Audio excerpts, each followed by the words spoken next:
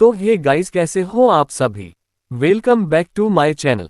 अभी के अभी वीडियो को लाइक कर दो और चैनल को सब्सक्राइब शेयर कर दो और हाँ, कमेंट करना मत भूलना। और अगर तुमने पिछले चैप्टर्स मिस कर दिए हैं तो कोई बात नहीं, चैनल पर प्लेलिस्ट अवेलेबल है, जाकर देख लो। और अगर देख चुके हो तो चलो बिना टाइम वेस्ट किए शुरू करते हैं आज का धमाकेदार एपिसोड। अब सुनो, ये वह रात है जब यान काउंटी के उत्तर राजकुमार महल में चांदनी भी शर्मा रही है। अध्ययन कक्ष में दीपक की लौ थरथरा रही है और वीर प्रताप के सामने हजारों सैन्य दस्तावेज बिखरे पड़े हैं। युद्ध का ढोल बज चुका है। हर दिन इतने कागज देखने पड़ते हैं कि नींद भी हराम हो जाती है। ज्यादातर काम तो जूझ जॉन वैंग संभाल लेता है, लेकिन सैन्य मामलों में वीर प्रताप खुद आंखें फाड़कर देखता है। पूरे सैन्य अधिकार उसके हाथ में है, एक भी कागज बिना पढ़े नहीं छोड़ सकता। तभी बाहर से दासी की आवाज आई, राजकुमार लियांग जॉन से मिलना चाहते हैं। वीर प्रताप बिना सिर उठाए बोला, आने दो। दरवाजा खुला, लियांग जॉन अंदर आया, झुककर बोला, राजकुमार को प्रणाम। वीर प्रताप अभी भी कागज में डूबा था। उदासीन स्वर में पूछा, क्या बात है। लियांग जॉन बोला, क्राउन प्रिंसेस कॉन्सॉर्ट यान काउंटी लौट आई हैं, साथ में बहुत से शक्तिशाली लोग लाए हैं। ये सुनते ही वीर प्रताप चौंक गया। सिर उठाया, लियांग जॉन को देखा। लू महल में आए हैं। लियांग जॉन ने सिर हिलाया, नहीं हुजूर, क्राउन प्रिंसेस कॉन्सॉर्ट की पहचान छोड़कर नई पहचान में आई हैं। रास्ते में हेंग काउंटी जाते वक्त पहाड़ी लुटेरों से मुठभेड़ का नाटक किया। क्राउन प्रिंसेस कॉन्सॉर्ट मर गई और नई पहचान लेकर यान काउंटी पहुंच गई। वीर प्रताप एक पल के लिए स्तब्ध रह गया। नई पहचान, यह मोहिनी क्या चाल चल रही है। क्या क्राउन प्रिंसेस कॉन्सॉर्ट का दर्जा इतना संवेदनशील लगने लगा कि छोड़कर अपनी औरत बनकर लौटना चाहती है। थोड़ा सोचकर बोला, उस पर नजर रखो। ताइन दिव्य संप्रदाय कोई हरकत करे तो तुरंत मुझे बताना। जी हुजूर। लियांग जॉन चला गया, लेकिन देर नहीं लगी, फिर लौट आया। वीर प्रताप ने भौहें चढ़ाकर पूछा, लियांग जॉन फिर क्यों। लियांग जॉन ने फौरन कहा, राजकुमार, एक ब्रोकेड गार्ड को क्राउन प्रिंसेस कॉन्सॉर्ट ने पकड़ लिया। उसके जरिए आपके लिए संदेश भेजा है। वीर प्रताप उत्सुक हो गया। क्या संदेश। लियांग जॉन बोला, वह जानती है कि आप उन पर नजर रख रहे हैं। अब कोई बहुत जरूरी बात बतानी है, आपसे मिलना चाहती हैं। वीर प्रताप ने सोचा, ताइन संप्रदाय की संत है, ब्रोकेड गार्ड्स की निगरानी से अनजान कैसे रहती, लेकिन अब तक चुप रही। अब यान काउंटी लौटकर संप्रदाय की बात बताना चाहती है। मौका अच्छा है। उसने कमर से एक जेड पेंडेंट उतारा, लियांग जॉन की ओर फेंका। ये पेंडेंट उस सैनिक को दे दो, कहना आज रात उत्तर राजकुमार महल के अध्ययन कक्ष में आकर मिल सकती हैं। लियांग जॉन ने पेंडेंट पकड़ा, बोला, जी हुजूर, अभी जाता हूं। वह चला गया। वीर प्रताप मन ही मन मुस्कुराया। महीनों बाहर भटकने के बाद अब यह मोहिनी सह नहीं पा रही, लेकिन सिर्फ मोह की वजह से नहीं आई होगी। जरूर ताइन संप्रदाय कोई चाल चल रहा है। खैर, मिलकर पता चल जाएगा। उसने फिर से कागजों में ध्यान लगाया, इंतजार करने लगा। कुछ देर बाद बाहर से दासी की आवाज आई, राजकुमार, मिस जू मिलना चाहती हैं। वीर प्रताप मुस्कुराया। क्राउन प्रिंसेस कॉन्सॉर्ट का दर्जा छोड़ दिया, अब मिस जू अंदर आने दो। दरवाजा खुला, जू लिंगलोंग अंदर आए। आज उसने बैंगनी तन पोशाक पहनी थी, शरीर पर चिपकी हुई, हर मोड़ उभारती हुई। पोशाक छोटी, लंबी, गोरी टांगे खुली दिख रही थी। पूरा व्यक्तित्व मोहक, कामुक, जैसे कोई राक्षसी अप्सरा चलती फिरती हो। वीर प्रताप ने मुस्कुराकर कहा, तुम तो दक्षिण ई से मिलने गई थी, फिर लौट क्यों आई। जू लिंगलोंग ने उसकी बात अनसुनी कर दी। मेज पर बिखरे कागजों को देखा, फिर चालाक मुस्कान के साथ बोली, सोचा नहीं था कि यान काउंटी छोड़कर कुछ महीने बाद राजकुमार इतने बदल जाएंगे। अब सारा ध्यान राजकाज पर। वीर प्रताप हंसा, तुम्हें मेरे बारे में गलतफहमी है। मैं हमेशा से कर्तव्यनिष्ठ रहा हूं, पहले भी था, अब भी हूं। जू लिंगलोंग ने तंज कसा, ओह, मतलब राजकुमार बिल्कुल नहीं बदले। ये तो मानना मुश्किल है। चलो मैं अच्छे से जांच लूं, सच में नहीं बदले हो या नहीं। ये कहते ही उसने मोहिनी विधि चला दी। भले ही वह जानती थी कि राजकुमार पर असर नहीं होगा, लेकिन ये बस बहाना था उसे लुभाने का। वीर प्रताप उठा, सीधे उसके पास आया, बोला, ठीक है, जितना चाहो जांच लो, उसने हाथ बढ़ाकर जू लिंगलोंग को अपनी बाहों में खींच लिया, फिर उसके होंठों पर अपने होंठ रख दिए। जू लिंगलोंग के सीने में बिजली सी कौंध गई। महीनों बाद फिर वही एहसास, वीर प्रताप के होंठों का स्पर्श। वह विरोध नहीं कर रही थी, बल्कि बहुत उत्तेजित हो गई। नाजुक बाहें उठाकर वीर प्रताप के गले में डाल दी। किस करते करते उसके वस्त्र खोलने लगी। वीर प्रताप ने उसे चूमते हुए अध्ययन कक्ष के बगल वाले विश्राम कक्ष में धकेला। कुछ देर बाद दोनों बिस्तर पर थे। वीर प्रताप ने उसे नीचे धकेला। ऊपर से देखा, जू लिंगलोंग का चेहरा लाल था, आंखें मदमस्त, पूरा चेहरा मोहक। धीमी कामों का आवाज में बड़बड़ाए, आज रात मैं तुम्हारी दासी हूं, जो चाहो कर सकते हो। ये देखकर वीर प्रताप का मन उमड़ पड़ा। फिर झुककर उसके होठों पर कब्जा कर लिया। फिर महीनों भागी हुई मोहिनी को अच्छी तरह सबक सिखाया। जू लिंगलोंग को एहसास हुआ वो राक्षसी संप्रदाय की मोहिनी है। मन की इच्छाओं को दबाना नहीं, उन्हें जीना है। अब उसकी इच्छा है वीर प्रताप की दासी बनना, उसके हाथों लुट जाना। विरोध क्यों, बस इस आदमी के साथ रहना है। और यह उसके गॉडेस स्किल के लिए भी अच्छा मौका है, पुरुष ऊर्जा से स्त्री ऊर्जा बढ़ाना। इसलिए वह पूरी तरह उत्सुक हो गई, लेकिन वीर प्रताप के सामने जल्दी हार गई। सुबह की पहली किरण कमरे में आई, तब वीर प्रताप ने जू लिंगलोंग को अपनी बाहों में भरा हुआ था। हंसकर बोला, मोहिनी, अब पता चला न, मैं बिल्कुल नहीं बदला। जू लिंगलोंग हल्के से हंसी। हाँ, राजकुमार सच में नहीं बदले। वीर प्रताप पलटा, उसका चेहरा ऊपर उठाया, उसकी आंखों में देखकर बोला, अब बताओ इस बार लौटकर क्या करने आए हो। जू लिंगलोंग मुस्कुराए, बोली, राजकुमार ने कल रात मुझे थका दिया, अब पूछ रहे हो क्यों आए हूं, ये तो राजकुमार जानते ही हैं। ये कहते हुए उसने नाजुक उंगली से वीर प्रताप की चौड़ी छाती पर गोले बनाने शुरू किए। वीर प्रताप हंसा, बोला, लगता है सबक अभी नहीं सीखा। वो फिर पलटने ही वाला था कि जू लिंगलोंग ने फौरन कहा, हायराक जाग गया है, वह तुम्हारा शरीर चाहता है। ये सुनकर वीर प्रताप चौंक गया। होश में आकर बोला, आगे बोलो। जू लिंगलोंग ने जारी रखा, ताइयन संप्रदाय ने दक्षिण में एक पूरी नगरी का कत्लेआम किया, खून का बलिदान देकर हायराक की चेतना जगा दी। अब उसे एक सही शरीर चाहिए। संप्रदाय के बुजुर्ग मानते हैं कि तुम भाग्य के पुत्र हो। तुम्हारा शरीर हायराक के लिए बिल्कुल सही है। भले ही भाग्य का पुत्र न हो, तुम्हारी मार्शल प्रतिभा इतनी ऊंची है कि शरीर बहुत उपयुक्त है। इसलिए तुम्हें पकड़कर संप्रदाय ले जाना चाहते हैं, हायराक को बलिदान करने। इस बार मुख्य एल्डर का अवसान्य आए हैं पूर्व संत। उसकी अवस्था झूठे देवता स्तर की है। वीर प्रताप सोच में डूब गया। जू लिंगलोंग ने नखरे से कहा, तुम्हें चेतावनी दी, जोखिम उठाकर महल आई हूं। अब बताओ कैसे इनाम दोगे। वीर प्रताप होश में आया। उसकी ठुड्डी पकड़कर आंखों में देखा, मुस्कुराकर बोला, इनाम चाहिए तो कुछ बच्चे दे दूं। जू लिंगलोंग हंसी, नखरे छोड़कर ठंडे स्वर में बोली, राजकुमार सच में नहीं बदले। वीर प्रताप बोला, अभी अभी तो खुद महसूस किया न, मैं नहीं बदला। फिर पूछा, अब बताओ इस बार क्या करने आए हो, फिर भागोगी या महल में रहोगी। जू लिंगलोंग बोली, राजकुमार को सब मालूम है। तुमने मेरे शरीर पर कौन सी विधि चला दी कि अब तुमसे दूर नहीं रह सकती। बस तुम्हारी दासी बनकर, तुम्हारी खिलौना बनकर जीना है। फिर बोली, मैं तो किस्मत से खिलौना हूं। ताइयन संप्रदाय की संत हूं, लेकिन हायराक की दासी भी हूं। जागने पर उसकी सेवा करनी होगी। अब यहां आए हूं तो दासी बनकर। इतना सुंदर और ताकतवर मालिक मिल गया तो क्यों न चुनूं। ये कहकर उसने कामुक नजर से देखा। सही कहा ना मेरे मालिक। ये सुनकर वीर प्रताप के मन में सोई हुई जंगली आग फिर भड़क उठी। उसने हंसकर कहा और पलटा, दासी बनना चाहती हो तो अच्छे से परखना होगा।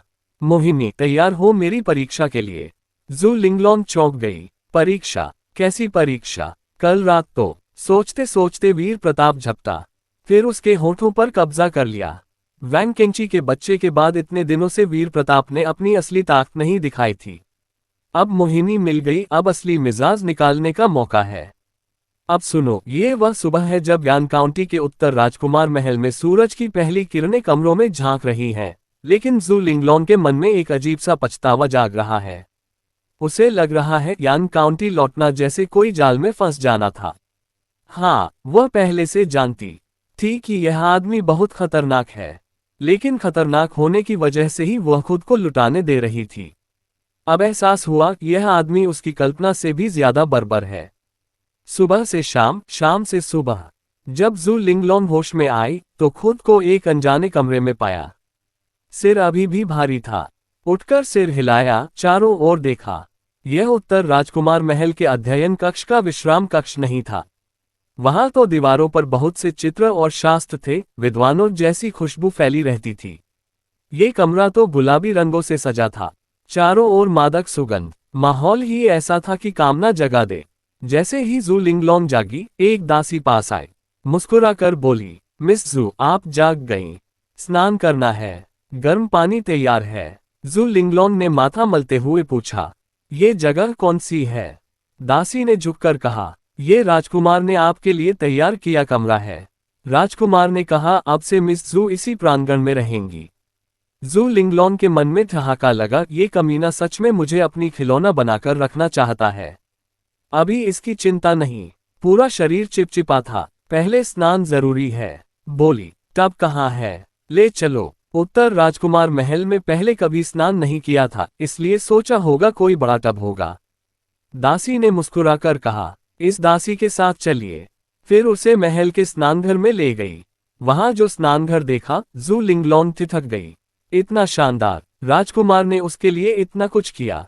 गर्म पानी में उतरी, शरीर को गर्माहट ने घेर लिया। कल रात की थकान धीरे धीरे गायब होने लगी। सिर अब पहले जैसा भारी नहीं रहा।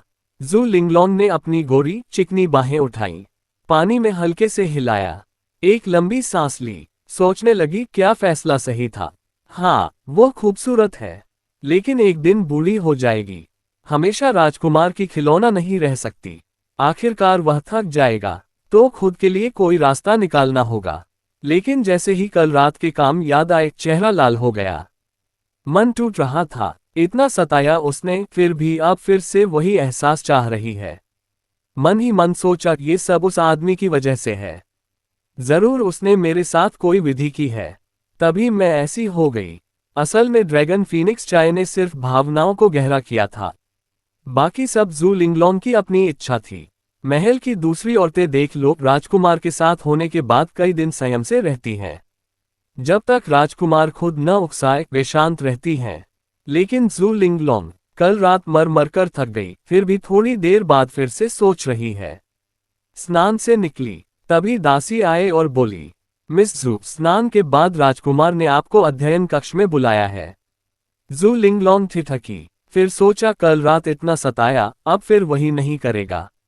जरूर तायिन संप्रदाय की बात पर सहयोग मांगना चाहता है।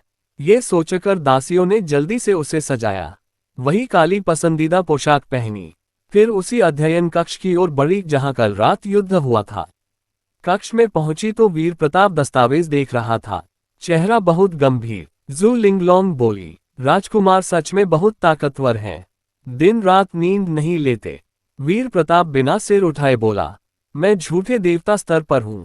दिन रात नींद न लेना मेरे लिए कुछ नहीं। जू लिंगलोंग सीधे मुद्दे पर आए। बोलिए राजकुमार, मुझे क्यों बुलाया? मुझे यकीन नहीं कि फिर से हमला करना चाहते हैं। ये सुनकर वीर प्रताप हंसा, हाथ उठाया। अगले ही पल जू लिंगलोंग का शरीर हवा में उड़ा और सीधे वीर प्रताप की गोद में आ गिरा। उसकी नर्म देह को बाहों में भरा, कान में फुसफुसाया, हमला, मैंने कब तुम पर हमला किया? ये कहते हुए उसके हाथ फिर घूमने लगे। जू लिंगलोंग फिर बेचैन हो उठी। उसने जल्दी से कहा, राजकुमार को तायिन संप्रदाय की चिंता है। मैं पूरी तरह सहयोग करूंगी, उन लोगों से निपटने में मदद करूंगी। वीर प्रताप ने छेड़ना बंद किया, बोला, मैं जल्द ही सेना लेकर दक्षिण जाऊंगा।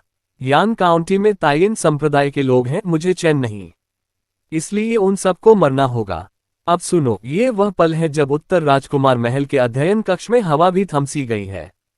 बाहर युद्ध की तैयारी चल रही है, लेकिन अंदर दो दिलों के बीच एक नया जाल बुन रहा है। एक तरफ राजकुमार की चालाकी, दूसरी तरफ एक मोहिनी का पछतावा और भरोसा। जू लिंगलोंग के सीने में धड़क उठी। उसने कांपते स्वर में पूछा, क्या राजकुमार मुझे भी मार डालने का इरादा रखते हैं? वीर प्रताप ने हाथ बढ़ाकर उसकी नाजुक ठुड्डी पकड़ी, आंखों में देखकर बोला, ऐसा कैसे हो सकता है? तुम मेरी दासी हो, मेरी खिलौना हो, मेरी निजी संपत्ति हो। मैं अपनी संपत्ति को ऐसे ही बर्बाद थोड़े करता हूँ। ये सुनते ही जू लिंगलोंग के मन में एक अजीब सी गर्माहट फैल गई। वह गर्माहट धीरे धीरे पूरे शरीर में दौड़ गई। चेहरा तपने लगा, सांसें तेज हो गईं। वह हैरान थी, यह क्या हो रहा है। खासकर जब राजकुमार ने कहा कि वह उसकी खिलौना है, उसकी निजी संपत्ति, तो सीने में एक मीठी सी धड़कन उठी। उत्साह से शरीर कांपने लगा। मन ही मन सोचा, ये सब उस कमीने की करतूत है। कैसे मेरे मन में ऐसी नीच सोच आए। जरूर इसने मेरे ऊपर कोई मोहिनी विधि चला दी है। मेरे विचार बदल दिए हैं। अब मैं खुद राजकुमार की खिलौना बनना चाहती हूँ। मन में यही तर्क चल रहा था, लेकिन मुंह से कुछ नहीं निकला। वीर प्रताप आगे बोला, मैं ताइन संप्रदाय वालों को यान काउंटी के बाहर लुभाऊंगा। वहां सबको एक साथ खत्म कर दूंगा। इसमें तुम्हारी मदद चाहिए। जू लिंगलोंग तुरंत समझ गई। बोली, समझ गई। राजकुमार क्या चाहते हैं मैं जानती हूँ। फिर पूछा, कब हमला करेंगे। वीर प्रताप ने एक नक्शा निकाला। बोला, कल। ये रास्ते का नक्शा है। तुम इन्हें इसी रास्ते से शहर से बाहर ले जाना। मैं वहीं इंतजार करूंगा और घेर लूंगा। नक्शा हाथ में लेते हुए जू लिंगलोंग ने चिंता से पूछा, राजकुमार बाद में मेरे साथ धोखा तो नहीं करेंगे। वह जानती थी राक्षसी संप्रदाय की मोहिनी होने का क्या मतलब है। राजकुमार को भरोसा नहीं होगा। सोचेगा ये बस नाटक कर रही है। संप्रदाय वालों को खत्म करवाकर मुझे भी मार डालेगा। वीर प्रताप मुस्कुराया। बोला, आखिर मैं एक सामंती राज्य का शासक हूँ। वचन का पालन नहीं करूंगा। जू लिंगलोंग ने तंज कसा। जितना ऊंचा पद उतनी क्रूरता। पुराने जमाने से ऐसे शक्तिशाली लोगों की दासियों का अंत अच्छा नहीं हुआ। या तो दान कर दी जाती हैं या चुटकी से मार दी जाती हैं। वीर प्रताप हंसा, फिर उसकी आंखों में देखकर बोला, तुम सही कह रही हो। ज्यादातर दासियों का अंत बुरा होता है, लेकिन वे दूसरों की दासियां होती हैं। मेरी दासियों का अंत हमेशा अच्छा होता है। तुमने भी मेरी जांच पड़ताल की होगी। वैंग केंगची मेरी दासी है। देख लो अब वह महल में कितनी खुश है। सिर्फ खुश नहीं, अब मेरी संतान भी उसके गर्भ में है। जू लिंगलोंग ने सोचा, फिर बोली, ठीक है, इस बार राजकुमार पर भरोसा करती हूँ। तभी वीर प्रताप ने हाथ बढ़ाकर उसके नितंब पर जोर से थपकी मारी। बोला, तुम जैसी राक्षसी मोहिनी मैंने पहले कभी नहीं रखी। तुम मेरी सबसे अनमोल संग्रह में से एक हो। मैं तुम्हें कैसे नष्ट कर सकता हूँ। फिर हाथ उसके होठों पर रखकर बोला, मैं वादा करता हूँ जब मैं महान सिया का सम्राट बन जाऊंगा तो तुम्हें कम से कम रखेल का दर्जा मिलेगा। ये सुनकर जू लिंगलोंग ने उसकी उंगली बाहर निकाली। हल्के से हंसकर बोली, राजकुमार मुझे बेवकूफ मत समझना। मैं राक्षसी संप्रदाय की मोहिनी हूँ। तुम मुझे बस मनोरंजन के लिए रखोगे।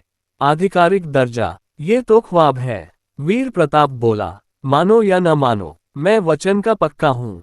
जू लिंगलोंग ने हल्का सा झटका। उसकी गोद से उठने की कोशिश की। बोली, अब मुझे जाने दो। 2 दिन से गायब हूँ। अगर अब नहीं लौटी तो वह बुढ़िया का शान्या को शक हो जाएगा। वीर प्रताप ने अब और नहीं रोका।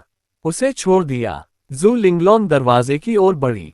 जाते जाते बोली, मुझे नहीं पता राजकुमार ने मेरे साथ कौन सी विधि की है, लेकिन सच कहूं तुम्हारे साथ बिताए दिन मेरी जिंदगी के सबसे खुशहाल दिन थे। आखिर में राजकुमार वचन मत तोड़ना, मेरी जान बख्श देना। ये कहकर वह कक्ष से निकल गई। आखिरकार उसने वीर प्रताप पर भरोसा कर लिया। अगर यह कमीना उसे मारना चाहता तो चंद्र महल का देवता मौजूद है, वह बचा नहीं पाती। वह राक्षसी संप्रदाय की मोहिनी है। कभी किसी पर भरोसा नहीं करती, यहां तक कि संप्रदाय वालों पर भी नहीं। पहली बार किसी पर भरोसा किया, और वह भी ऐसे पर जिसके लिए वह बस एक खिलौना है। ये दांव था। अगर जीत गई, अगर राजकुमार सच में उसके शरीर का दीवाना है और उसे नहीं मारेगा, तो महल में खुशी के दिन मिलेंगे। भले ही कितने ही दिन क्यों न हो, कभी न जीने से बेहतर है। उसकी मोहक काया जाते देख वीर प्रताप के होठों पर हल्की मुस्कान फैल गई। लगता है मोहिनी अब पूरी तरह उसके काबू में आ गई है। फिर भी यह मोहिनी खतरनाक है। दक्षिण जाते वक्त इसे साथ ले जाना बेहतर होगा। राक्षसी संप्रदाय की मोहिनी है, भले ही उसके काबू में हो, लेकिन महल की दूसरी औरतों के प्रति दया नहीं करेगी। सावधानी बरतनी होगी। दूसरी ओर जू लिंगलोंग जब ताइन संप्रदाय के अस्थायी ठिकाने पर लौटी तो काव शान्या फौरन उसके सामने आ खड़ी हुई। संत, ये 2 दिन कहाँ गायब थी? ये बुढ़िया तुम्हें कहीं ढूंढ नहीं पाई। अब सुनो, ये वह शाम है जब यान काउंटी पर सूरज लाल होकर ढल रहा है। आकाश में हंसों का झुंड व आकार में दक्षिण की ओर उड़ रहा है, जैसे युद्ध की खबर सुनकर वे भी भाग रहे हों। महल में दिन भर की भागदौड़ खत्म हो चुकी है। वीर प्रताप थका मांदा विंड क्लाउड प्रांगण की ओर बढ़ रहा था कि अचानक नाक में भुने मटन की खुशबू घुसी। एक पल के लिए ठिठक गया। मन में ख्याल आया, आज रात भोजन में बारबेक्यू है क्या? खुशबू के पीछे पीछे चल पड़ा। जल्दी ही पता चला ये विंड क्लाउड प्रांगण से नहीं, बल्कि कीन यूवे के प्रांगण से आ रही है। कीन यूवे के प्रांगण में वीर प्रताप कम ही जाता था। न कि उसे पसंद नहीं थी, कीन यूवे 90 से ऊपर की खूबसूरती वाली थी। कुलीन घराने की लड़की जैसी शालीनता, गोरा रंग, नाजुक अदा वीर प्रताप को भी बहुत भाती थी। बस उसके पास औरतें बहुत थीं। महल की हर औरत खूबसूरत थी। उसकी जीतने की तीव्र इच्छा ठंडी अप्सराओं जैसे चैन विनरोंग या विद्रोही सुंदरियों जैसे वू जनवान पर ज्यादा केंद्रित रहती थी। चैन विनरोंग और वू जनवान अकेले ही उसे इतना व्यस्त रखती थी कि कीन यूवे जैसी कुलीन लड़की को समय कम मिल पाता। प्रांगण में घुसते ही देखा, कीन यूवे हरे बादल वाली पोशाक में पत्थर की बेंच पर बैठी है। आस्तीन ऊपर चढ़ाए, गोरी बाहें दिख रही हैं। खुद भुने हुए पूरे मेमने पर मसाले छिड़क रही है। ये दृश्य देख वीर प्रताप ठिठक गया। कीन यूवे अब बिल्कुल कुलीन घराने की शालीन लड़की नहीं लग रही थी। जैसे कोई मेहनती दासी हो, आस्तीन चढ़ाए, मेमना पलट रही है, दासियों को निर्देश दे रही है। एक दासी ने अचानक वीर प्रताप को देखा, घबराकर झुक गई। दासी राजकुमार को प्रणाम करती है। ये सुनकर कीन यूवे ने फौरन सिर घुमाया। प्रवेश द्वार पर वीर प्रताप खड़े थे। वह तो जैसे पत्थर बन गई। होंठ कांपने लगे। राजकुमार, हुजूर। डर से चेहरा सफेद पड़ गया। फौरन झुककर बोली, हुजूर को प्रणाम। मैंने अपराध किया, कभी नहीं करूंगी, माफ कर दो। उसकी इतनी जल्दी माफी मांगते देख वीर प्रताप हक्का बक्का रह गया। क्या मैं इतना डरावना हूं? शांत स्वर में पूछा। कौन सा अपराध? कहाँ गलती हुई? कीन यूवे को लगा राजकुमार गुस्से में है और तेजी से बोली, मुझे इस प्रांगण में ऐसी नीच काम नहीं करना चाहिए था। वीर प्रताप हंसा। उसके पास जाकर बोला, मैंने कब मना किया कि तुम प्रांगण में ऐसा काम करो? कीन यूवे ठिठकी। मतलब? राजकुमार नाराज नहीं है। उसे यकीन नहीं हो रहा था। वह तो सोच रही थी कि राजकुमार गुस्से से लाल हो जाएंगे। भले ही वह राजकुमार के साथ कुछ बार रात बिता चुकी थी, लेकिन समय कम मिला था। ज्यादातर जानकारी दासियों से मिलती थी। राजकुमार को अच्छे से नहीं समझती थी। उसकी नजर में राजकुमार हमेशा गुस्सैल होते हैं। आज अचानक इतना शांत। वीर प्रताप आगे बोला, लेकिन यूवे, अगर भुना मेमना खाना था तो भोजनालय वालों से क्यों नहीं कह दिया? खुद क्यों हाथ सेक रही हो? कीन यूवे का चेहरा लाल हो गया। धीमे स्वर में बोली, जब से हम अलग अलग भोजन करने लगे हैं, विंड क्लाउड प्रांगण का खाना जैसा स्वादिष्ट लगता था वैसा कहीं नहीं मिलता। सोचा खुद बनाकर देखूं, शायद वैसा ही स्वाद आ जाए। ये सुनकर वीर प्रताप ठहाका मारकर हंस पड़ा। ये कुलीन घराने की लड़की भी कितनी शौकीन है खाने की। अब सुनो, ये वह सुबह है जब उत्तर राजकुमार महल में सूरज की किरणें बिस्तर पर पड़ रही हैं और कीन यूवे की आंखें धीरे धीरे खुल रही हैं। कल रात की मिठास अभी भी शरीर में बाकी है, लेकिन मन में एक नई खुशी की लहर दौड़ रही है। कीन यूवे ने राजकुमार की औरत बनने के बाद बहुत संयम बरता था।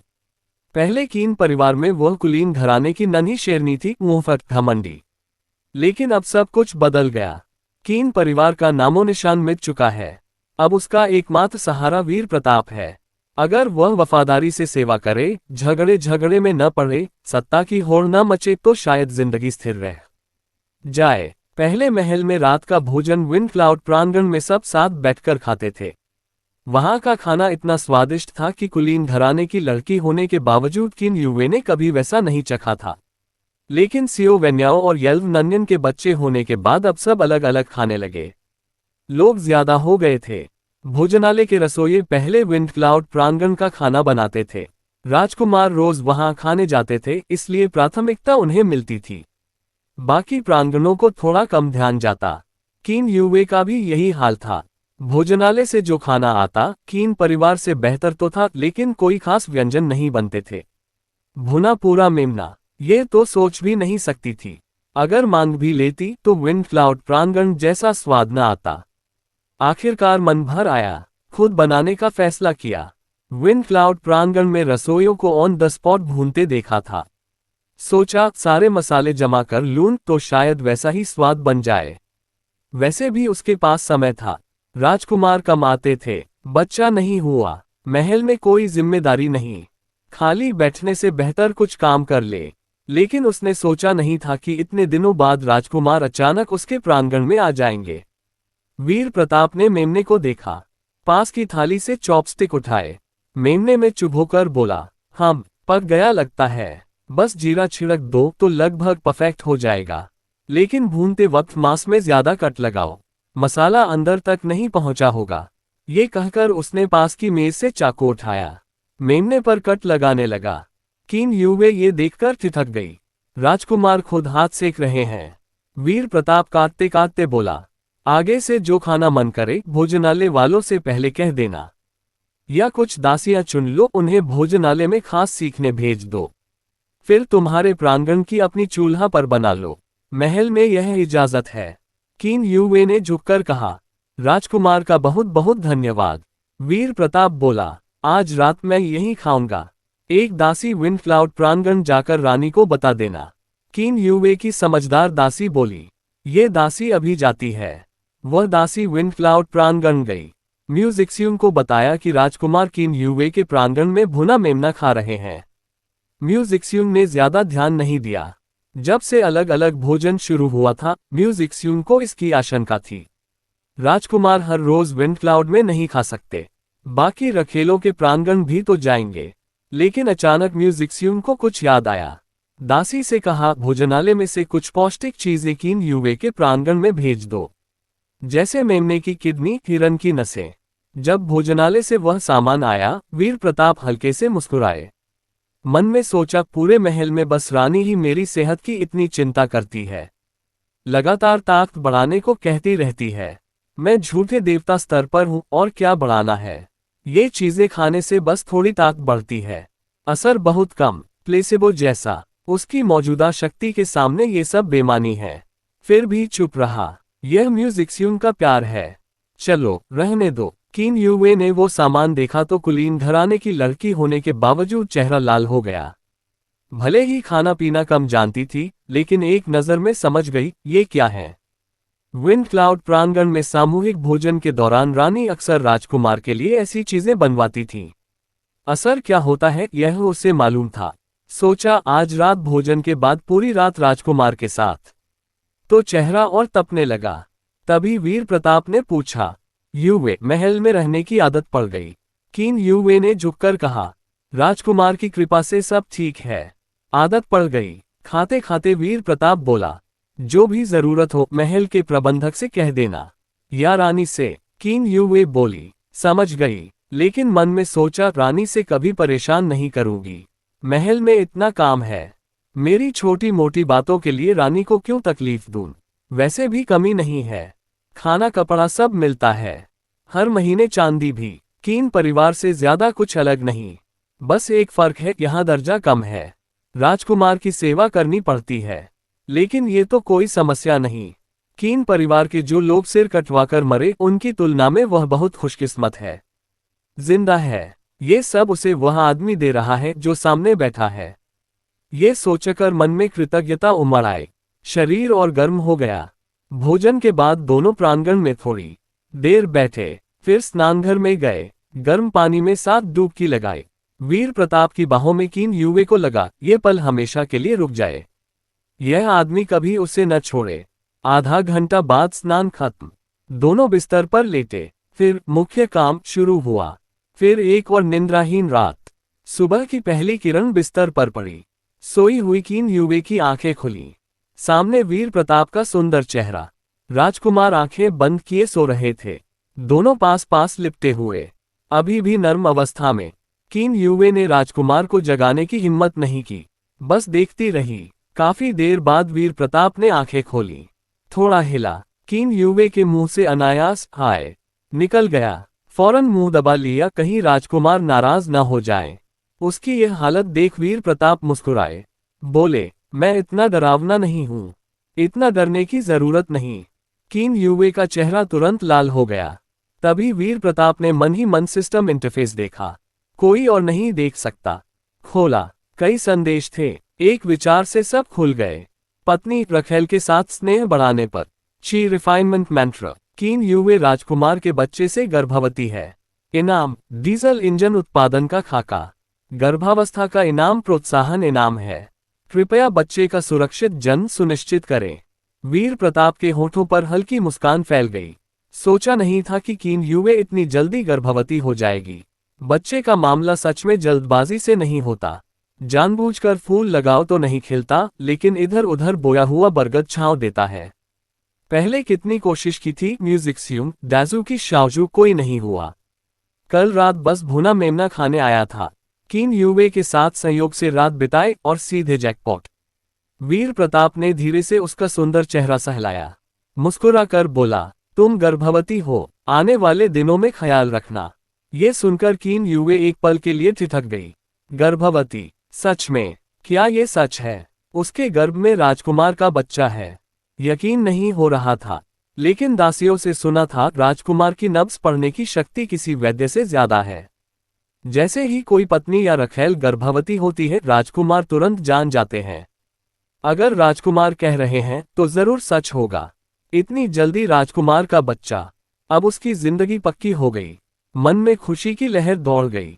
झुककर बोली, हुजूर का धन्यवाद मुझे बच्चा देने के लिए। ये सुनकर वीर प्रताप हल्के से हंसे। लगा ये वाक्य कहीं सुना हुआ है।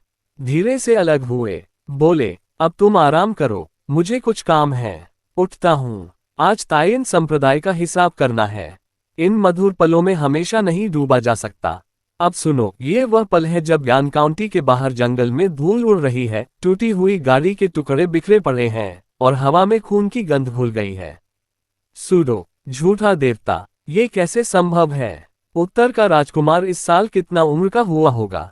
ये कैसे झूठा देवता बन सकता है? तायन संप्रदाय के लोग जानते थे कि उत्तर राजकुमार की मार्शल प्रतिभा बहुत ऊंची है, ताक भी कम नहीं। लेकिन इतनी जल्दी झूठे देवता स्तर पर पहुंच जाएगा, ये किसी ने सोचा नहीं था। काव शान्या के मन में भी तूफान उठ गया। आज उत्तर राजकुमार को पकड़कर ले जाना आसान नहीं होगा, लेकिन फिर भी हार मानने का नाम नहीं लिया। तो क्या हुआ अगर राजकुमार झूठा देवता है? ऐसे राजकुमार जो महल की नर्म गद्दियों पर पले हैं, असली युद्ध कितना देखा होगा। शायद मेरे सामने टिक भी न पाए। ये सोचकर काव शान्या की आंखें जहर से भर गईं। ठंडी हंसी के साथ बोली, चूंकि उत्तर राजकुमार इस बुढ़िया के साथ टहलने को तैयार नहीं, तो अब मेरे किए की जिम्मेदारी मत लेना। ये कहते ही उसने तलवार राजकुमार की ओर झोंक दी। वीर प्रताप फौरन उठ खड़ा हुआ। टूटी गाड़ी से उछलकर हवा में कूदा। काव शान्या ने फिर तलवार घुमाई। वीर प्रताप ने छाया स्थानांतरण विधि चला दी। एक झटके में भीड़ से अलग हो गया, लेकिन काव शान्या ने उसकी छाया पकड़ ली। सोचा भाग रहा है। बिना सोचे उसके पीछे दौड़ी। वीर प्रताप को लगा यहाँ लोग बहुत हैं, पूरी ताकत नहीं लगा पा रहा। इतने दिनों साधना की है, अब थोड़ा हिलना डुलना चाहिए। और काव शान्या खुद झूठी देवता है, यह अच्छा पत्थर बनेगी मेरी साधना की परीक्षा के लिए। जब लगा कि अब सही जगह है, वीर प्रताप रुक गया। काव शान्या ने ठंडी हंसी के साथ कहा, अब उत्तर राजकुमार भाग क्यों नहीं रहा? वीर प्रताप मुस्कुराया, बोला, यहाँ का नजारा बहुत सुंदर है और लोग भी बहुत कम बचे हैं। तुम्हारी कब्र के लिए बिल्कुल सही जगह है, भागने की क्या जरूरत? ये सुनकर काव शान्या एक पल के लिए ठिठकी, फिर क्रोध से बोली, आशा है राजकुमार बाद में भी इतनी जबानदराजी कर पाएंगे। ये कहते ही उसने जमीन पर पैर ठोका। पूरी ताकत से वीर प्रताप पर झपटी।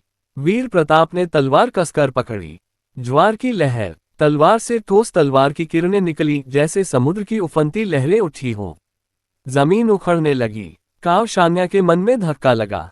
इतनी भयंकर तलवार विधि से शुरुआत, लेकिन वह डरी नहीं। एक झटके में पीछे हटी। वीर प्रताप के बाएं तरफ घूम गई, फिर तलवार घुमाई। आत्मा भक्षक तलवार विधि। काली तलवार की किरणें निकली, जो हवा में ढेर सारी कंकालों में बदल गईं। जहां जहां गईं, पत्तियां पीली पड़ गईं। वीर प्रताप हंसा। सोचा, राक्षसी संप्रदाय के लोग हैं, हर चाल में क्रूरता भरी है। उसने सीधे सामना नहीं किया, फिर छाया स्थानांतरण चला दिया। एक झटके में काव शियांगसेन के पीछे पहुंच गया। हिमाच्छादित क्षेत्र, आध्यात्मिक शक्ति छोड़ी, चारों ओर हवा जम गई। ठंडी लहर सीधी कावशान्या पर चली। पीछे से खतरा महसूस कर कावशान्या हिलने ही वाली थी कि अगले ही पल शरीर जड़ हो गया। उसके चेहरे पर अविश्वास छा गया। ये कौन सी विधि है? मेरा शरीर क्यों नहीं हिल रहा? उसका शरीर बर्फ में जकड़ गया। वीर प्रताप मन ही मन मुस्कुराया। गुरु माँ ने सच में बहुत उपयोगी चीजें सिखाई हैं। ये हिमाच्छादित क्षेत्र नियंत्रण विधि है। निश्चित दायरे में दुश्मन को जकड़ लेती है। उच्च स्तर के युद्ध में जीत हार एक पल में तय होती है। कभी कभी एक सेकंड का नियंत्रण भी मौत दिला देता है। वीर प्रताप ने फिर ज्वार की लहर चलाई। लहरों जैसी तलवार किरणें कावशान्या पर बरसी। कावशान्या ने पूरी ताकत से छूटने की कोशिश की। ठीक छूटने ही वाली थी कि असंख्य तलवार किरणों ने उसे सीधे लगा दिया। लेकिन जान नहीं गई। वह जमीन पर गिरी। मुंह से कई घूंट खून उगला। चेहरा क्रूरता से भर गया। जहर भरी नजरों से वीर प्रताप को भूरा जैसे आंखों से ही फाड़ डाले। ये बुढ़िया मानती है उत्तर राजकुमार को कम आका। लेकिन क्या राजकुमार सोचते हैं कि थोड़ी सी चाल से मुझे मार देंगे? ये कहते ही उसने एक मोती निकाला। वीर प्रताप उत्सुक हुआ, यह क्या है? कावशान्या ने मोती सक्रिय किया। रक्तपिपासु मोती बलिदान। अगले ही पल चारों ओर खून लाल हो गया। वीर प्रताप ठिठक गया। ये झूठे देवता है ना? इतनी चमत्कारी चाल कैसे? देवता तो अमर पथ की शुरुआत है। ये झूठे देवता अभी मार्शल पथ में हैं। इतने शक्तिशाली खजाने इस्तेमाल कर रहे हैं, ये ठीक है। स्वर्गीय मार्ग हस्तक्षेप क्यों नहीं करता? तभी दूर से शान्युंग चाओगे ने ये देखा। फौरन हाथ उठाया। दफन करने वाली हथेली। एक हथेली से पहले ही कावशान्या जमीन में धंस गई। उसके हाथ का लाल मोती टूट गया। चारों ओर का खून का धुंध गायब हो गया। शान्युंग चाओगे वीर प्रताप के पास आए। बोली, हुजूर आप ठीक तो हैं? धूल छंटी। कावशान्या की दयनीय हालत दिखी। हर छेद से खून बह रहा था। हड्डियां चूर चूर, बस आखिरी सांस बाकी। शान्युंग चाओगे को देखकर कावशान्या ने फिर खून उगला। कांपते स्वर में बोली, नहीं, सोचा था ये सब जाल था। अब उसे समझ आया, उत्तर राजकुमार को यान काउंटी में ताइन संप्रदाय की मौजूदगी का पता था। जानबूझकर उन्हें बाहर निकाला और फिर सबको खत्म करने की चाल चली। अब सुनो, ये वह पल है जब यान काउंटी के बाहर जंगल में मौत का साया गहरा गया है। हवा में खून की गंध है, टूटी लकड़ियां बिखरी पड़ी हैं और जमीन पर लाल लाल धब्बे फैल रहे हैं। कावशान्या की आखिरी सांसें चल रही हैं, लेकिन उसकी आंखों में अब भी जहर भरा है। सूडो, झूठा देवता, ये कैसे मुमकिन है? उत्तर का राजकुमार इस उम्र में झूठा देवता बन गया। संप्रदाय के लोग जानते थे कि राजकुमार की मार्शल प्रतिभा बहुत ऊंची है, ताकत भी कम नहीं, लेकिन इतनी जल्दी झूठे देवता स्तर पर पहुंच जाएगा, ये किसी के सपने में भी नहीं था। कावशान्या के मन में तूफान उठा। आज राजकुमार को पकड़ ले जाना आसान नहीं होगा, लेकिन हार मानना नामुमकिन। तो क्या हुआ अगर राजकुमार झूठा देवता है? ऐसे महल पालित राजकुमार ने असली युद्ध कितना देखा होगा? शायद मेरे सामने टिक भी ना पाए। ये सोचकर उसकी आंखें और जहर से भर गईं। ठंडी हंसी के साथ बोली, चूंकि उत्तर राजकुमार इस बुढ़िया के साथ सैर को तैयार नहीं, तो अब जो होगा उसकी जिम्मेदारी मत लेना। ये कहते ही तलवार राजकुमार की ओर झोंक दी। वीर प्रताप फौरन उठा, टूटी गाड़ी से उछलकर हवा में कूदा। कावशान्या ने फिर तलवार घुमाई। वीर प्रताप ने छाया स्थानांतरण विधि चला दी। एक झटके में भीड़ से अलग, लेकिन कावशान्या ने उसकी छाया पकड़ ली। सोचा भाग रहा है, बिना सोचे पीछे दौड़ी। वीर प्रताप को लगा यहाँ लोग बहुत हैं, पूरी ताकत नहीं खोल पा रहा। इतने दिनों साधना की, अब थोड़ा आजमाना चाहिए। कावशान्या खुद झूठी देवता है, यह अच्छा पत्थर बनेगी मेरी परीक्षा के लिए। जब लगा कि अब सही जगह है, रुक गया। कावशान्या ने ठंडी हंसी के साथ कहा, अब उत्तर राजकुमार भाग क्यों नहीं रहा? वीर प्रताप मुस्कुराया, बोला, यहाँ का माहौल बहुत सुंदर है और लोग भी बहुत कम बचे हैं। तुम्हारी कब्र के लिए बिल्कुल सही जगह, भागने की क्या जरूरत? ये सुनकर कावशान्या एक पल ठिठकी, फिर क्रोध से बोली, आशा है राजकुमार बाद में भी इतनी ज़बानदराज़ी कर पाएंगे। ये कहते ही जमीन पर पैर ठोका, पूरी ताकत से झपटी। वीर प्रताप ने तलवार कस ली। ज्वार की लहर, तलवार से ठोस किरणें निकली जैसे समुद्र की उफनती लहरें। जमीन उखड़ गई। कावशान्या के मन में धक्का लगा। इतनी भयंकर तलवार विधि से शुरुआत, लेकिन डरी नहीं। एक झटके में बाएं घूमी, फिर तलवार घुमाई। आत्मा भक्षक तलवार विधि। काली किरणें निकली, हवा में कंकालों की भीड़ बन गई। जहां गईं पत्तियां पीली पड़ गईं। वीर प्रताप हंसा, सोचा राक्षसी संप्रदाय के लोग हैं। हर चाल में क्रूरता। सीधे सामना नहीं किया। फिर छाया स्थानांतरण, एक झटके में पीछे पहुंचा। हिमाच्छादित क्षेत्र, आध्यात्मिक शक्ति छोड़ी। हवा जम गई, ठंडी लहर सीधी कावशान्या पर। पीछे खतरा महसूस हुआ, हिलने ही वाली थी कि शरीर जड़ हो गया। चेहरा अविश्वास से भर गया। ये कौन सी विधि है? शरीर क्यों नहीं हिल रहा? उसका शरीर बर्फ में जकड़ गया। वीर प्रताप मन ही मन मुस्कुराया। गुरु माँ ने सच में बहुत काम की चीजें सिखाई हैं। फिर ज्वार की लहर चलाई, लहरों जैसी किरणें बरसी। कावशान्या ने पूरी ताकत से छूटने की कोशिश की। ठीक छूटते छूटते असंख्य किरणें लगीं। जान नहीं गई, जमीन पर गिरी। मुंह से खून उगला, चेहरा क्रूर हो गया। जहर भरी नजरों से घूरा। ये बुढ़िया मानती है उत्तर राजकुमार को कमा का, लेकिन क्या सोचते हो थोड़ी सी चाल से मुझे मार दोगे? ये कहते ही एक मोती निकाला। वीर प्रताप उत्सुक हुआ, यह क्या? कावशान्या ने मोती सक्रिय किया। रक्तपिपासु मोती, बलिदान। चारों ओर खून लाल हो गया। वीर प्रताप ठिठका, ये झूठे देवता है ना? इतनी चमत्कारी चाल, देवता अमर पथ की शुरुआत है। ये मार्शल पथ में है। इतने शक्तिशाली खजाने स्वर्गीय मार्ग क्यों नहीं रोकता? तभी दूर शैन्युंग चाओगे ने देखा। फौरन हाथ उठाया। दफन करने वाली हथेली। एक हथेली से कावशान्या जमीन में धंस गई। मोती टूटा, खून का धुंध गायब। शैन्युंग चाओगे पास आए, बोली, हुजूर आप ठीक तो हैं? धूल छंटी। कावशान्या की हालत दिखी। हर छेद से खून, हड्डियां चूर, आखिरी सांस। शैन्युंग चाओगे को देखकर फिर खून उगला। कांपते स्वर में बोली, नहीं, सोचा था ये सब जाल था। अब समझ आया, उत्तर राजकुमार को यान काउंटी में ताइन संप्रदाय का पता था। जानबूझकर बाहर निकाला, सबको खत्म करने की चाल। अब सुनो, ये वह पल है जब प्रिजन A001 के शांत प्रांगण में हवा भी थम सी गई है। बाहर जंगल में खून की गंध अभी भी बाकी है, लेकिन यहाँ सिर्फ एक मोहिनी की सांसें गूंज रही हैं और राजकुमार का कदम अब उसकी ओर बढ़ रहा है। कावशान्या के शब्द सुनते ही वीर प्रताप हल्के से हंसा, फिर सीधे उसकी ओर बढ़ा। बोला, ताइन दिव्य संप्रदाय के लोग सच में कोई सावधानी नहीं रखते। जैसे ही वह कावशान्या के पास पहुंचा, अचानक हरी धुंध फूट पड़ी। धुंध इतनी तेजी से फैली कि वीर प्रताप को छाया स्थानांतरण का मौका भी नहीं मिला। शैन्युंग चाओगे ने तुरंत खतरा भापा।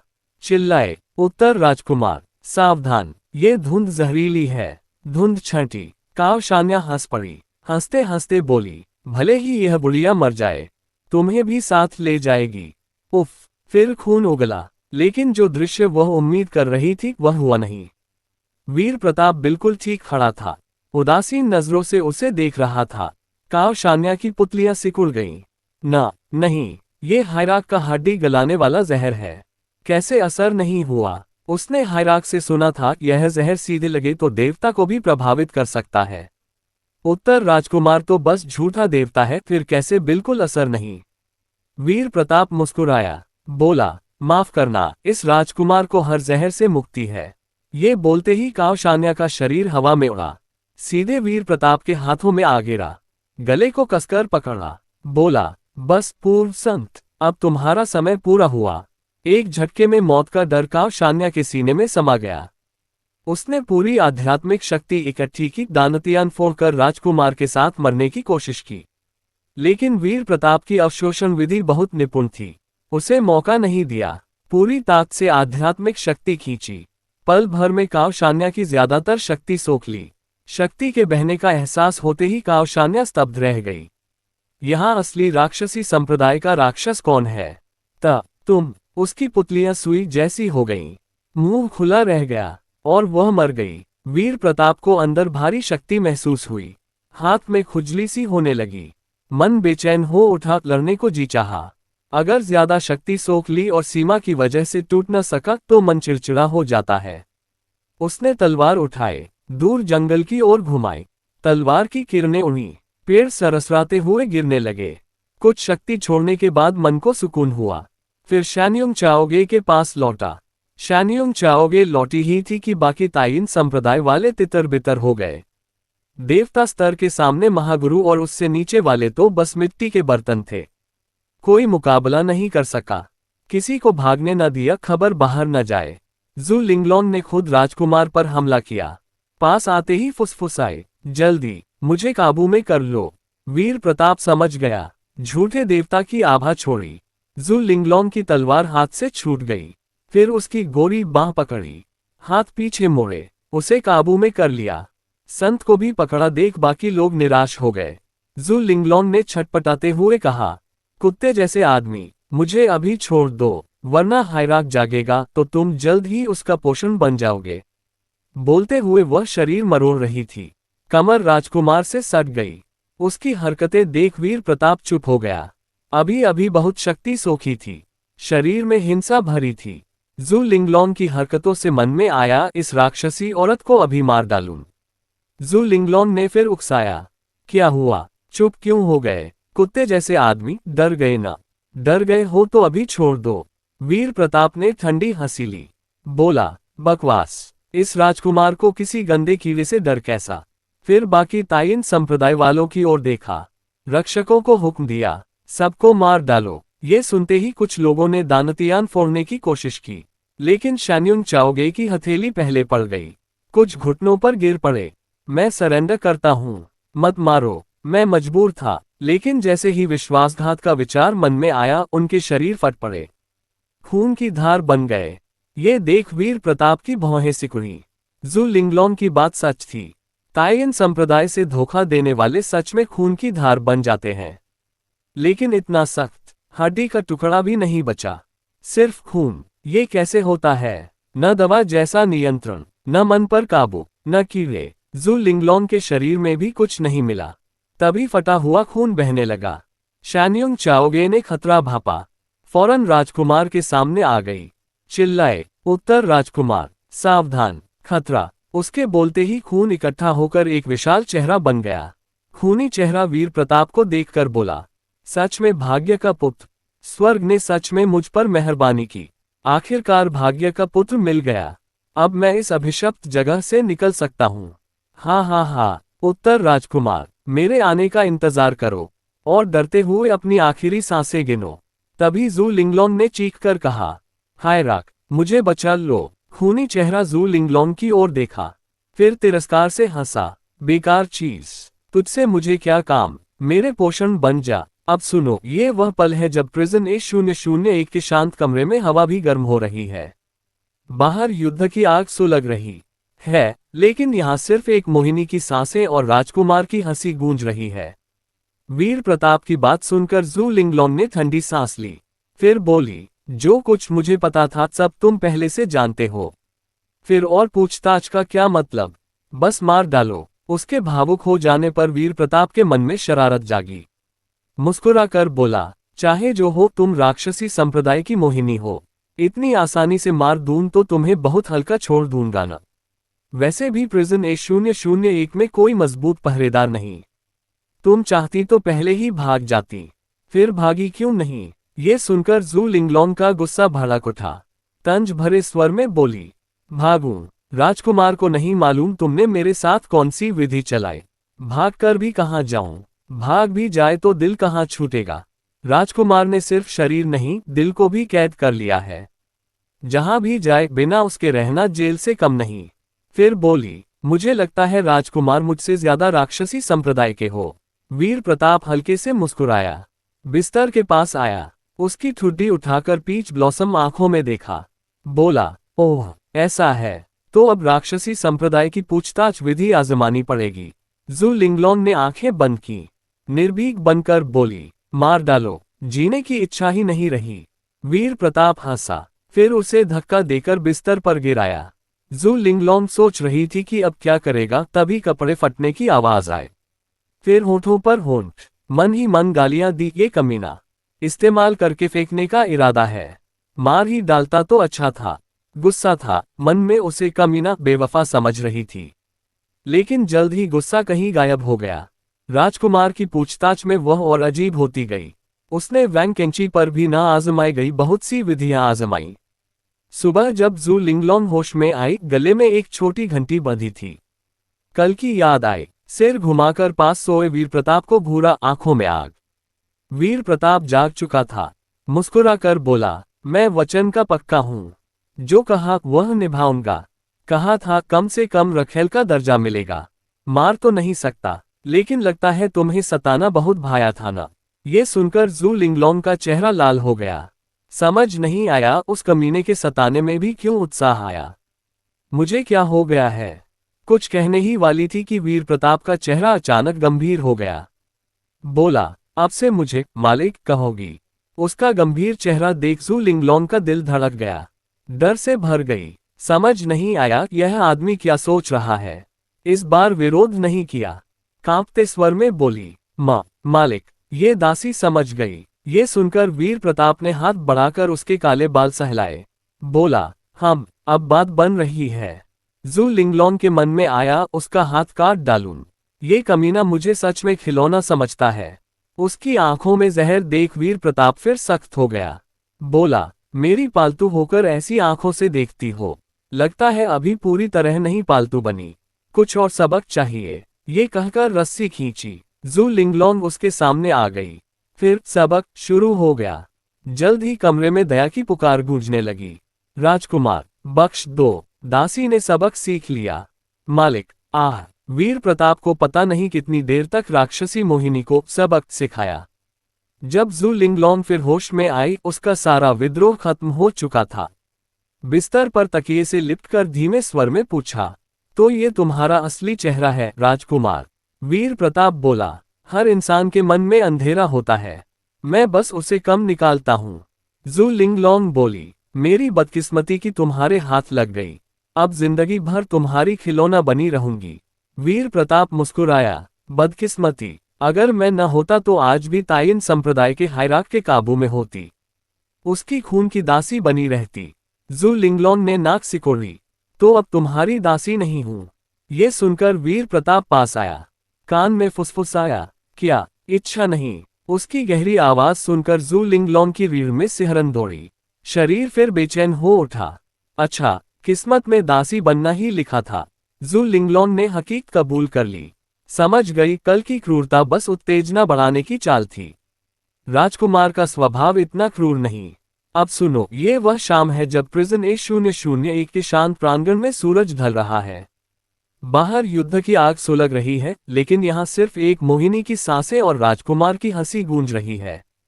जू लिंगलोंग अब पूरी तरह टूट चुकी है, उसका विद्रोह कहीं गायब हो गया है। वीर प्रताप की बात सुनकर जू लिंगलोंग ने ठंडी सांस ली। फिर बोली, जो कुछ मुझे पता था सब तुम पहले से जानते हो। फिर और पूछताछ का क्या मतलब? बस मार डालो। उसके भावुक हो जाने पर वीर प्रताप के मन में शरारत जागी। मुस्कुराकर बोला, चाहे जो हो, तुम राक्षसी संप्रदाय की मोहिनी हो। इतनी आसानी से मार दूं तो तुम्हें बहुत हल्का छोड़ दूंगा ना। वैसे भी प्रिजन A001 में कोई मजबूत पहरेदार नहीं। तुम चाहती तो पहले ही भाग जाती। फिर भागी क्यों नहीं? ये सुनकर जू लिंगलोंग का गुस्सा भड़क उठा। तंज भरे स्वर में बोली, भागूं? राजकुमार को नहीं मालूम तुमने मेरे साथ कौन सी विधि चलाई। भाग कर भी कहाँ जाऊं? भाग भी जाए तो दिल कहाँ छूटेगा? राजकुमार ने सिर्फ शरीर नहीं, दिल को भी कैद कर लिया है। जहां भी जाए बिना उसके रहना जेल से कम नहीं। फिर बोली, मुझे लगता है राजकुमार मुझसे ज्यादा राक्षसी संप्रदाय के हो। वीर प्रताप हल्के से मुस्कुराया। बिस्तर के पास आया। उसकी ठुड्डी उठाकर पीच ब्लॉसम आंखों में देखा।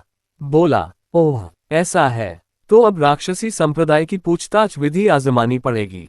जू लिंगलोंग ने आंखें बंद की। निर्भीक बनकर बोली, मार डालो। जीने की इच्छा ही नहीं रही। वीर प्रताप हंसा, फिर उसे धक्का देकर बिस्तर पर गिराया। जू लिंगलोंग सोच रही थी कि अब क्या करेगा, तभी कपड़े फटने की आवाज आए। फिर होठों पर होंठ, मन ही मन गालियां दी, ये कमीना इस्तेमाल करके फेंकने का इरादा है। मार ही डालता तो अच्छा था। गुस्सा था, मन में उसे कमीना बेवफा समझ रही थी। लेकिन जल्द ही गुस्सा कहीं गायब हो गया। राजकुमार की पूछताछ में वह और अजीब होती गई। उसने वैंग केंची पर भी ना आजमाई गई बहुत सी विधियां आजमाई। सुबह जब जू लिंगलोंग होश में आई, गले में एक छोटी घंटी बंधी थी। कल की याद आई। सिर घुमाकर पास सोए वीर प्रताप को घूरा, आंखों में आग। वीर प्रताप जाग चुका था। मुस्कुराकर बोला, मैं वचन का पक्का हूं। जो कहा वह निभाऊंगा। कहा था कम से कम रखेल का दर्जा मिलेगा। मार तो नहीं सकता, लेकिन लगता है तुम्हें सताना बहुत भाया था ना। ये सुनकर जू लिंगलोंग का चेहरा लाल हो गया। समझ नहीं आया उस कमीने के सताने में भी क्यों उत्साह आया। मुझे क्या हो गया है? कुछ कहने ही वाली थी कि वीर प्रताप का चेहरा अचानक गंभीर हो गया। बोला, आपसे मुझे मालिक कहोगी? उसका गंभीर चेहरा देख जू लिंगलोंग का दिल धड़क गया। डर से भर गई। समझ नहीं आया यह आदमी क्या सोच रहा है। इस बार विरोध नहीं किया। कांपते स्वर में बोली, मालिक। ये दासी समझ गई। ये सुनकर वीर प्रताप ने हाथ बढ़ाकर उसके काले बाल सहलाए। बोला, हम अब बात बन रही है। जू लिंगलोंग के मन में आया उसका हाथ काट डालूं। ये कमीना मुझे सच में खिलौना समझता है। उसकी आंखों में जहर देख वीर प्रताप फिर सख्त हो गया। बोला, मेरी पालतू होकर ऐसी आंखों से देखती हो? लगता है अभी पूरी तरह नहीं पालतू बनी। कुछ और सबक चाहिए। ये कहकर रस्सी खींची। जू लिंगलोंग उसके सामने आ गई। फिर सबक शुरू हो गया। जल्द ही कमरे में दया की पुकार गूंजने लगी। राजकुमार, बख्श दो। दासी ने सबक सीख लिया। मालिक, आह। वीर प्रताप को पता नहीं कितनी देर तक राक्षसी मोहिनी को सबक सिखाया। जब जू लिंगलोंग फिर होश में आई, उसका सारा विद्रोह खत्म हो चुका था। बिस्तर पर तकिए से लिपटकर धीमे स्वर में पूछा, तो ये तुम्हारा असली चेहरा है राजकुमार? वीर प्रताप बोला, हर इंसान के मन में अंधेरा होता है। मैं बस उसे कम निकालता हूँ। जू लिंगलोंग बोली, मेरी बदकिस्मती की तुम्हारे हाथ लग गई। अब जिंदगी भर तुम्हारी खिलौना बनी रहूंगी। वीर प्रताप मुस्कुराया, बदकिस्मती? अगर मैं न होता तो आज भी ताइन संप्रदाय के हायराक के काबू में होती। उसकी खून की दासी बनी रहती। जू लिंगलोंग ने नाक सिकोड़ी, तो अब तुम्हारी दासी नहीं हूं। ये सुनकर वीर प्रताप पास आया। कान में फुसफुसाया, क्या इच्छा नहीं? उसकी गहरी आवाज सुनकर जू लिंगलोंग की रीढ़ में सिहरन दौड़ी। शरीर फिर बेचैन हो उठा। अच्छा, किस्मत में दासी बनना ही लिखा था। जू लिंगलोंग ने हकीकत कबूल कर ली। समझ गई कल की क्रूरता बस उत्तेजना बढ़ाने की चाल थी। राजकुमार का स्वभाव इतना क्रूर नहीं। तो चलिए दोस्तों, आज के लिए बस इतना ही। अगर आपको यह वीडियो अच्छी लगी हो और आप इसके नए एपिसोड जल्दी देखना चाहते हो तो लाइक करें, चैनल को सब्सक्राइब करें और कमेंट में कुछ भी लिख दें। तो चलिए दोस्तों, वीडियो यहीं खत्म करते हैं। बाय बाय, फिर मिलेंगे।